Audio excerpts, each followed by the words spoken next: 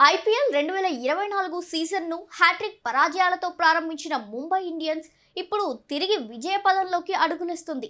Mumbai Indians వరుసగా 2 విజయాలు సాధించి 7వ స్థానానికి ఎగబాకింది.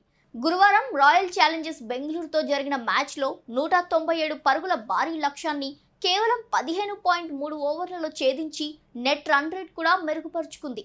అయితే ఈ మ్యాచ్లో కొన్ని ఆసక్తికర సంఘటనలు చోటు చేసుకున్నాయి.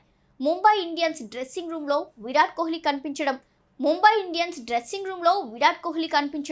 ముంబై ఫ్రాంచైజీకి సహా యజమాని నీతా అంబానీతో కోహ్లీ ప్రత్యేక చర్చలు ప్రత్యేక ఆకర్షణగా నిలిచాయి. కాగా డ్రెస్సింగ్ రూమ్లో రోహిత్ శర్మతో కోహ్లీ చాలాసేపు మాట్లాడాడు.